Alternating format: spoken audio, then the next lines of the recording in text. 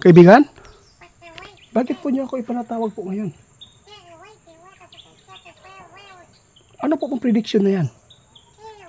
Guys, mayroong prediction si kaibigan po. Babala lang po ito, no? Nasa inyo lang po ito. Bakit po? Ano po pong impormasyon na yan na nakikita po niyo sa bandang huli?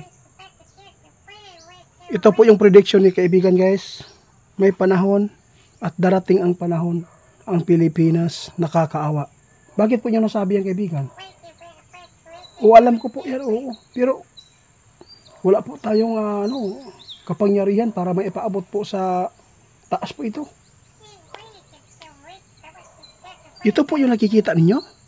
Guys, meron pong ipinapaabot si kaibigan, prediction po niya na mangyayari sa ating bansa. Lalo na po kung magpapatuloy po daw tayo na magsalig lang ta diya sa taga-ibang bansa. May panahon na tayo ay nakakaawa. Lalo na po kung ano man ang itinutulong po ng Amerika sa atin, sa bandang huli yan, meron pong kapalit.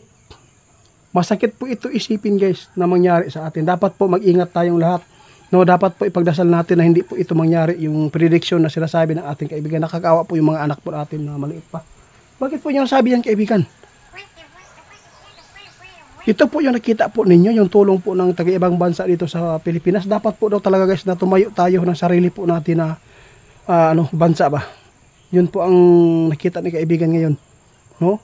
Dapat po ngayon, kung sino man po yung makapanood sa atin, mag-ingat tayo. Dahil po ay yung mga tulong po ng ibang bansa ay sa bandang huli mayroong kapalit na tayo ang nakakaawa at gawin po pwede tayong gawing baboy dito, guys. Bakit po yung nasabi yan, kaibigan, na prediction po ninyo na darating ng panahon ang Pilipinas, kung umaasa sa ibang bansa, ay may panahon na Diyos ko po. Nasa inyo lang po, guys, no? Kung di po kayo maniniwala ito. Ito yung nakita ng ating kaibigan, kaya ipinapaabot po nila ito dahil po sa nakita po nila. Lalo na po tayo ay umasa sa ibang bansa, lalo na po sa kagamitan po ng gera, no? Kasi po wala po tayong sariling ginagawang na galing po dito sa atin. Tinatawag na made in Philippines. Yung ginagawa lang po dito natin yung mga hindi po tulad sa kanila na mga high power. Di ba, kaibigan? Darating po daw ang panahon kung tayo ay hindi tumayo ng sarili po nating bansa. Kung umasa tayo sa iba, pwede po tayong tawag dito buy-buyon, baboy-baboyon lang ka dahil po sa kanilang nagawa. Yung tulong pala nila, guys, mirong nakita ang ating kaibigan ngayon na hindi maganda, na sukli. Masakit man ito isipin, guys, na sinabi ng ating kaibigan na tayo ay umaasa lang sa ibang bansa, no? Kasi wala tayong sariling gawa ng mga yung mga high power na mga kagamitan po tulad po ng mga yung doon sa ibang bansa ngayon na pangyera, no? Totoo po yung sinasabi niyo, kaibigan. Oo, dapat po daw talaga, guys, hindi tayo umasa. Dapat po yung Pilipino dito sa atin, magtulungan tayo, mapalakas. Wag sana manaig po yung kurakot, no? Wag manaig yung away dahil lang po sa kanilang sariling kapakanan tulad po ng pira. Nag-aaway po ang ating namumuno dahil po sa kasakiman ng pira. Puro patayan. Yung mga tao sana na matapang dito, yung mga kriminal, i-reserve po niyo yan. Alang-alang sa ating bayan. No? I-reserve po niyo yan. Gamitin natin yan sa ibang lahi.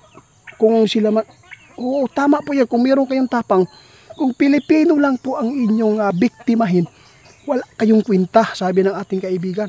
Nakita lang ni kaibigan ni, guys, no, bago lang po ito nakita nila.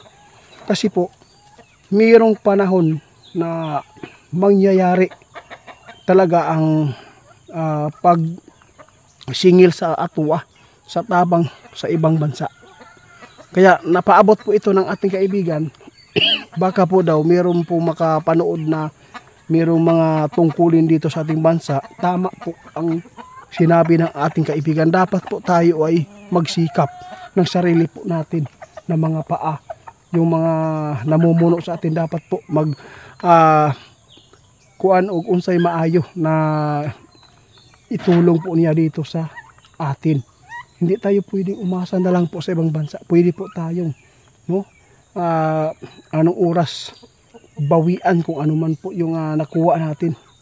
Kaibigan, maraming salamat po kaibigan ha. Oo, ako ay nagpapasalamat po sa inyong ipinapaabot dahil po ay nakita ko rin po ito. No? Walang tao na tumulong sa inyo na walang kapalit. Kahit dito sa ating bansa guys, yung Pilipino, no, kung meron pong tinutulungan, hindi pwede yan tumutulong sila kung walang ginawang kapalit po. Yun po ang totoo. Salamat po sa ipinapaabot. Prediction po ito ni kaibigan guys. Darating ang panahon na tayo ay magsasuffer sa anuman po yung nakuha natin ng mga suporta po ng taga-ibang bansa. Huwag po tayong umasa. Dasal po tayo dito guys. Tulungan po natin ang ating bansa na hindi mapapahamak. Dahil po kawawa po yung mga bata na sinasabi ng ating kaibigan. Kaibigan, ano po ba ang nakikita po ninyo sa sa Amerika? Kasi po maraming humahanga po doon kasi po hanggang ngayon ay nagpapatuloy po ang kanilang suporta sa bansa natin. Kaya pala guys, no? Ito yung sinabi ng ating kaibigan. Kung umasa po tayo, kung hindi po tayo sikap na sarili po natin, walang mangyayaring ikakabuti sa atin kundi pwedeng mapapahamak ang ating bansa. Paano na lang po, no? Kung tayo ay puro asa na lang po sa ibang bansa, anong mangyayari dito sa ating bansa? Kung taga-ibang bansa naman po yung anong tawag dito kaibigan? Yun. Sabi ng ating kaibigan, aanin mo naman po kung umaasa tayo daw doon sa ibang bansa, lalo na pag malaki na po yung natin po doon sa kanila. Tapos meron silang ipapagawa sa atin, mapipilitan tayong sumunod. No? Kaya salamat kaibigan ha. Salamat po.